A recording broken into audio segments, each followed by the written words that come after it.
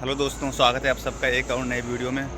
So guys, फ़िलहाल इस समय आज है श्रीमद् भागवत का छठा दिन और वह इसमें आज सुदामा चरित्र की कथा श्री मान देवमूर्ति महाराज जी कथा सुनाएंगे।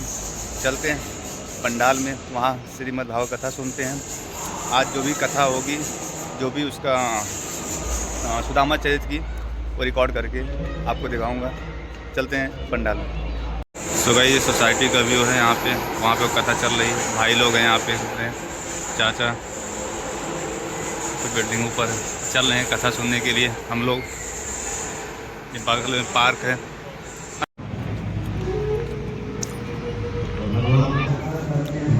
जय भागवत भगवान की। सो गाइस, चल रहे हैं हम लोग कटोरा मंदिर सोसाइटी का। सो गाइस, ये रहा कथा का भव्य पंडाल। भक्त लोग कथा सुन रहे हैं यहाँ पे।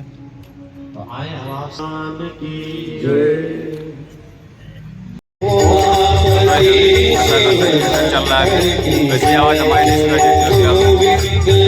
हम संगीत का आनंद, कीर्तन का आनंद लो।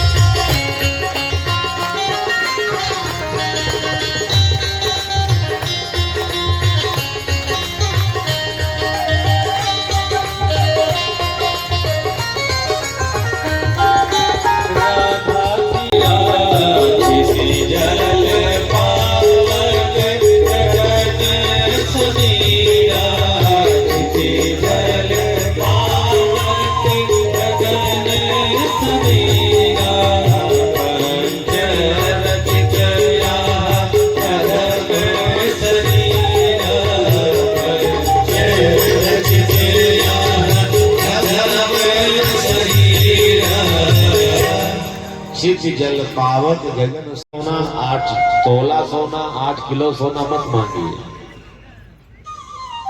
तो कितना होगा?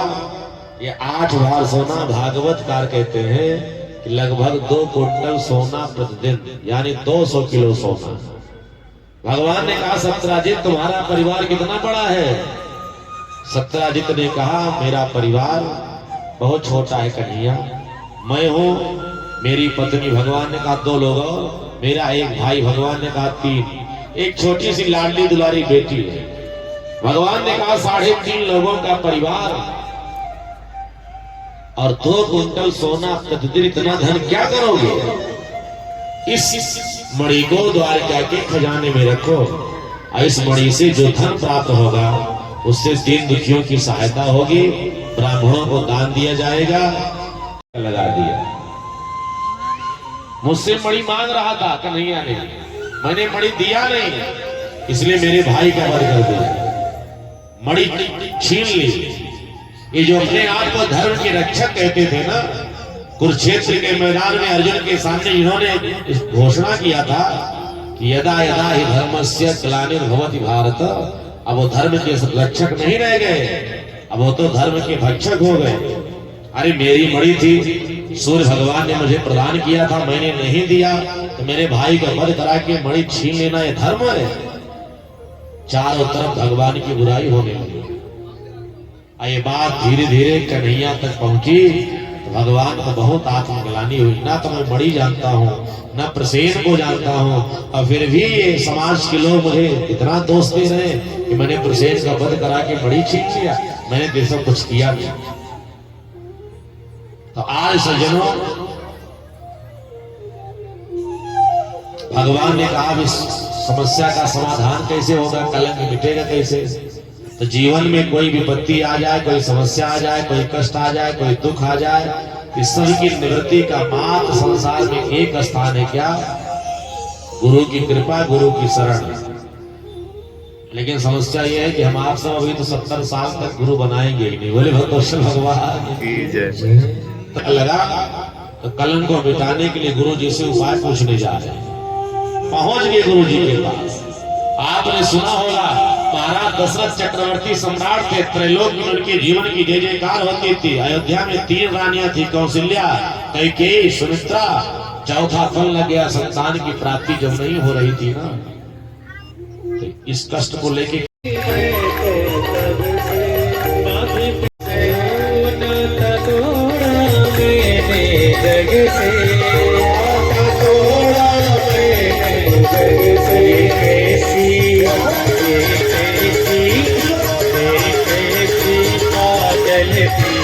ये दुनिया क्या जाने, ये कैसी पागल की दुनिया क्या जाने। मुझे मिल गया मन का भी, ये दुनिया क्या जाने।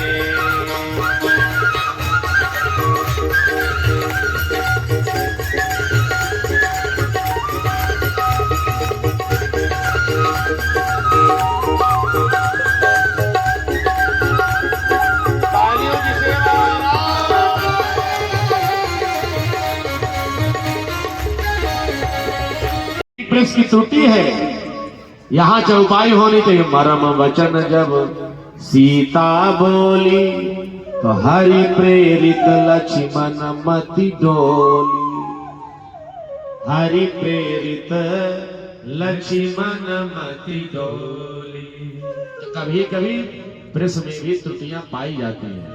तो जहां ये लिखा गया ना, औरन को धन चाहिए बाबर, अब ब्राह्मण के धन केवल भिक्षा, मुझे लगता है कि प्रिंटिंग प्रेस की त्रुटि है। यहाँ होना चाहिए कि औरन को धन चाहिए बाबरी, और ब्राह्मण के धन केवल शिक्षा। ब्राह्मणों का धन भिक्षा लेना नहीं, बल्कि समाज को शिक्षित करना, समाज में संस्कार प्रकट करना, समाज को धर्म शास्त्र का उपदेश देना। तो सुदामा जैसे ब्राह्मण को दरिद्र और सुदामा जैसे ब्राह्मण को जो भिखारी कहते हैं ना, वो भागवत का अपराध करते हैं, भगवान के भक्त का अपमान करते हैं। इसलिए सुदामा जी को कभी दरिद्र और भिखारी मत बोले। सुदामा की जो पत्नी है नाम आगे पर द्वारिका में खड़े हैं। कितने लोग कहते हैं ना, भगवान के द्वारपालों ने सुदामा जी को धक्का दे दिया, सुदामा जी को गिरा दिया, सुदामा जी को पटक दिया।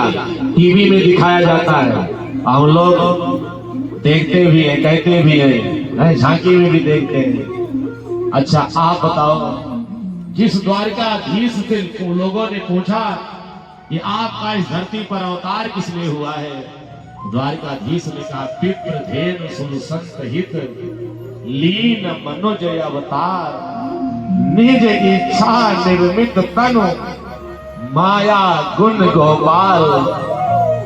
आप बताइए, गाय की रक्षा के लिए, ब्राह्मण की रक्षा के लिए, संत की रक्षा के लिए, प्रभु जाने को आई बस के ही ग्रामा, धोती फटी सी सिलती दोपटी, रूप पाए गोपाल की नहीं सामा, पाए गोपाल की नहीं सामा। द्वारे खड़ो तुझे दुर्बल देते, रोचत सो वसुधाय विरामा, पूछत दीन दयाल को धाम, बतावत आपन नाम सुदामा, बतावत आपन नाम सुदामा, बतावत आपन नाम सुदामा। जैसे भगवान सुदामा नाम सुने, सुदामा जी आए हैं। सुदामा की दीन दशा, करुणा करे करुणाने दे रोए, आदि पराते को हाथ चुरे, नैन के जल सोबग धोए, नैन के जल सोबग धोए। नेत्रों से भगवान ने गंगा को प्रकट किया और सुदामा जी के चरणों को अपने नेत्रों के जल से भगवान धोने लगे। रुक्मिणी जी के द्वारा सोने की थाली में लाए। भगवान ने नहीं कहा सुदामा जी आज और रुक जाओ, क्यों? भगवान जानते हैं मैंने सुदामा की पत्नी सुशीला को बहुत कुछ दिया है, लेकिन जब तक ये ब्राह्मण नहीं जाएगा ना, तब तक पत्नी अन्न ग्रहण नहीं करेगी, भूखी प्यासी बैठी होगी। इसलिए इस ब्राह्मण को रोकना ठीक नहीं है। सुदामा जी आज्ञा लेते हैं और भगवान जाकर के सुदामा के चरणों में प्रणाम किए। सुदामा को भगवान ने आशीर्वाद दिया, स्वस्तिमस्तु, कल्याणमस्तु, आरोग्यमस्तु।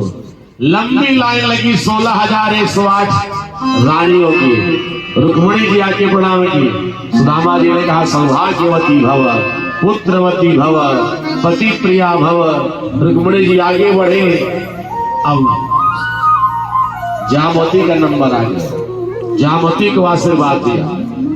जामवत सत्यभामा का नंबर आ गया। कालिंदी क्या है, 8 रानियों को सुदामा जी आशीर्वाद दिए। और कहे प्रभु ये सब हैं कौन? भगवान ने कहा आशीर्वाद देते रहो, गिनते रहो। ये सब बुलाए नहीं जाते, ये तो प्रकृति है जो मिलते हैं बिछड़ जाते हैं।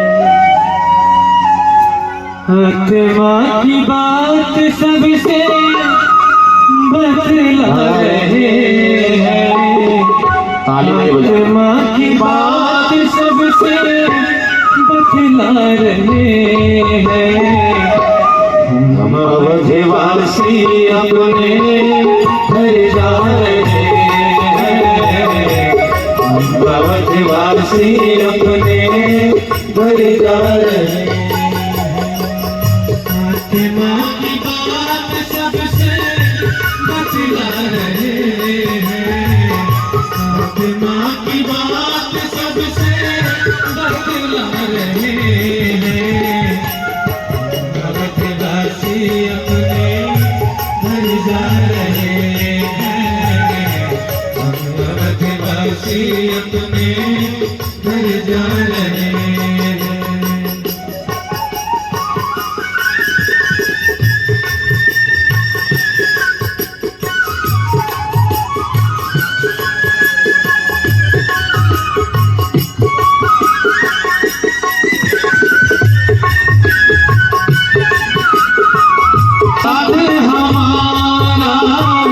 कृपा हो प्रभु की, मिलन हो दोबारा।